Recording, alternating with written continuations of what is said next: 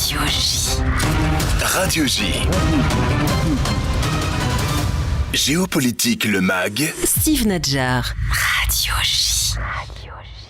Nous retrouvons à présent dans Géopolitique le MAG Léa Landman. Bonsoir Léa. Bonsoir Steve. Et merci d'être avec nous en direct et en studio. Léa, vous vous intéressez ce soir à l'avenir de l'autorité palestinienne. Oui, parce que Steve, le 7 octobre a eu un effet un peu bizarre pour les Israéliens, mais en fait a eu comme effet presque immédiat de remettre à l'ordre du jour les deux États. Et les Palestiniens au cœur des accords d'Abraham, vous vous souvenez très bien qu'ils ont été un peu mis de côté dans toute cette histoire. Et de ce point de vue-là, le Hamas a réussi à recentraliser la question palestinienne. Mais contrairement aux années précédentes ou aux fois précédentes, cette fois-ci, tout le monde, quand je dis tout le monde, c'est les Américains, les Israéliens évidemment, mais aussi les pays arabes, se sont mis d'accord pour dire qu'il fallait que l'autorité palestinienne passe par une réforme importante et en profondeur pour pouvoir gérer en fait le jour d'après, ce fameux jour d'après. Dans quel état, Léa, se trouve l'autorité palestinienne à date ? Alors, elle est dans un très mauvais état. L'autorité palestinienne traverse une crise institutionnelle, économique et sécuritaire, en fait, qui met en péril sa capacité à gouverner. Donc, elle n'arrive pas déjà à gouverner en Cisjordanie, donc on ne parle même pas de Gaza. Selon le Bureau de la coordination des affaires humanitaires des Nations Unies, OCHA, depuis le 7 octobre 2023, 736 Palestiniens ont été tués en Cisjordanie, y compris à Jérusalem-Est. Parmi eux, 719 ont été tués par les forces israéliennes et 12 par des colons. En parallèle, 23 Israéliens ont été tués par les Palestiniens, dont 16 membres des forces de sécurité et 6 colons. La violence a également pris une ampleur nouvelle, avec plus de 1600 attaques documentées de colons contre des Palestiniens. Donc ces violences, elles incluent des destructions de biens, des agressions physiques, des expulsions forcées. Un article de Calcalis, donc le quotidien israélien, publié en septembre 2024, met en lumière l'impact économique des mesures prises par Israël, notamment l'interdiction faite aux Palestiniens de travailler sur son territoire après les massacres. Donc en fait, on a fermé. Cette décision a porté le taux de chômage en Cisjordanie à 33%, tandis que les revenus fiscaux de l'autorité palestinienne ont chuté de entre 700 et 900 millions de shekels, à 300-400 millions de shekels. Donc, pratiquement la moitié, presque un tiers, par mois, mensuel. Les réductions de salaire pour les fonctionnaires, y compris les 32 000 membres des forces de sécurité, ont aggravé l'instabilité économique et sociale. Et ça, à ça, il faut rajouter le ralentissement dans les secteurs en Israël qui sont très dépendants en fait des ouvriers palestiniens. Je pense par exemple au secteur de la construction, qui ne peuvent plus officiellement faire amener des travailleurs, donc qui commencent à faire ça de façon assez illégale, donc au noir, donc il n'y a pas de background, ça devient très compliqué. Léa, par qui a été combler ce vide ? Alors, vous avez dû quand même noter ces derniers mois une grosse augmentation des tentatives d'attentats en Cisjordanie. Pour combler le vide donc laissé par l'autorité palestinienne qui ne peut plus payer donc ses fonctionnaires, des financements provenant de l'Iran, du Hamas et du djihad islamique palestinien ont infiltré la région, mais principalement de l'Iran. Ces fonds, souvent transférés via des crypto-monnaies, sont utilisés pour recruter des jeunes Palestiniens dans des activités terroristes, des paiements allant jusqu'à plusieurs milliers de shekels par attaque, qui ont donné naissance à une nouvelle catégorie de terroristes, c'est les terroristes freelance. Ils n'ont pas de grande appartenance idéologique, ils sont anti-israéliens, anti tout ce que vous voulez, mais ils n'ont pas de grosse appartenance idéologique. C'est l'ubérisation, si vous me permettez l'expression, du terrorisme.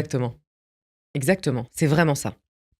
Cette dynamique contribue à une montée des tensions en Cisjordanie, où les forces de sécurité israéliennes déjouent chaque semaine des dizaines d'attentats, mais il faut le dire, avec la coopération de l'autorité palestinienne, ce qui la déstabilise encore plus et ce qui la rend encore plus, qui lui fait perdre encore plus sa crédibilité auprès des Palestiniens.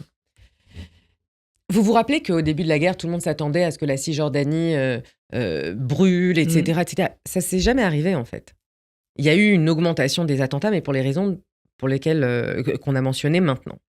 Donc, face à l'autorité palestinienne, que fait le gouvernement israélien ?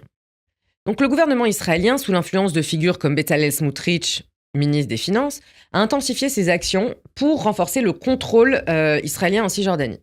Smotrich, donc, il est connu pour ses positions en faveur de l'annexion. Il a affirmé il y a quelques jours que 2025 serait l'année de la souveraineté. Sous sa direction, le gouvernement travaille à la légalisation, à l'expansion des colonies, y compris des avant-postes comme Avitar et Homesh, qui ont été évacués lors du désengagement de Gaza, mais qui sont aujourd'hui des localités pleinement fonctionnelles. Smotrich a donné des instructions pour préparer des infrastructures permettant une application de la souveraineté israélienne en Judée et Samarie. En parallèle, le conseil de Yesha, donc Judée et Samarie, et les chefs de conseils locaux collaborent avec des acteurs américains pour renforcer leur position diplomatique. Maintenant. Et l'arrivée du prochain ambassadeur américain, Mike Huckabee, évidemment bien accueilli par ce camp. Exactement. Donc ces efforts visent principalement à tirer parti de l'administration Trump, perçue comme favorable à Israël, ou en tout cas favorable à l'annexion de Judée-Samarie pour des raisons, des raisons religieuses, finalement. Pas par grande conviction idéologique non plus. Cependant, ces actions s'accompagnent de tensions internationales et internes très fortes. Si l'annexion reçoit le soutien de certains groupes politiques israéliens, elle attire des critiques de la communauté internationale, mais pas seulement la communauté internationale, à l'intérieur d'Israël également. Léa, quid de la réforme de l'autorité palestinienne qui était appelée de ses voeux par l'administration de Biden dans les jours et les semaines qui ont suivi le 7 octobre? Donc vous vous souvenez qu'il y a eu la démission du Premier ministre, on l'a remplacé par quelqu'un d'autre, on a tous parlé, tout le monde parlait d'une grande réforme de l'autorité palestinienne, gouvernement de technocrates, etc., etc. Bon, en final, on n'entend pas beaucoup de réformes maintenant.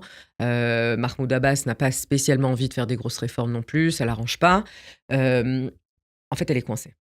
On ne devient pas un réformateur à 85 ans. Non, on ne devient pas un réformateur à 85 ans quand finalement la pression n'est pas si grande que ça. Donc en fait, il faudra une grosse pression et une aide financière de la part de la communauté internationale et des pays arabes. Plusieurs propositions ont été élaborées. Vous savez que j'aime bien Gaïs Al-Omari du Washington Institute. Il était négociateur palestinien à l'époque et aujourd'hui un énorme critique de l'autorité palestinienne. Donc lui, il a écrit ça s'appelle une policy note pour le Washington Institute, qu'il a rédigé avec Naomi Neumann, qui insiste sur l'urgence des réformes pour renforcer l'autorité palestinienne. C'est intitulé « Réformer l'autorité palestinienne, une feuille de route pour le changement ». Et elle met en évidence en fait la nécessité d'améliorer la gouvernance, de lutter contre la corruption et de renforcer les services publics pour restaurer la crédibilité de l'autorité palestinienne.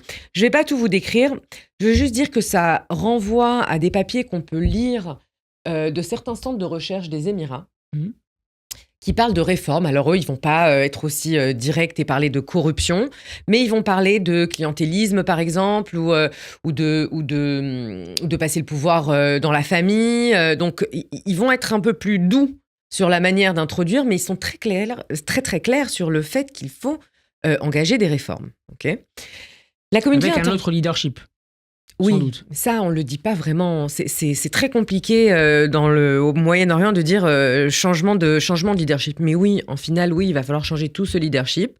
Il va falloir assainir tout ça. On se rappelle très bien, on en a parlé déjà, de Salam Fayyad, qui a essayé d'introduire toutes ces réformes et qui s'est fait dégager avec un bien dégagé.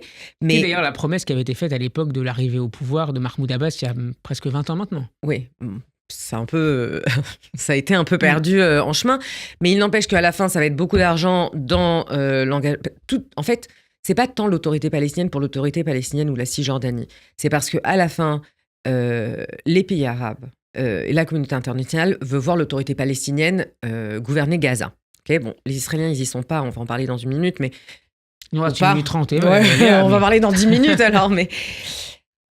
On a presque fini. Mais l'idée, c'est qu'il y aurait dû avoir une grosse pression qui a un peu disparu pour l'instant sur l'autorité palestinienne qui a besoin de se réformer pour prendre en charge en fait ce qui se passe à Gaza. Sinon, et pour être l'interlocuteur aussi de la communauté internationale. Oui, bien sûr, parce qu'en fait, il faut un interlocuteur fort.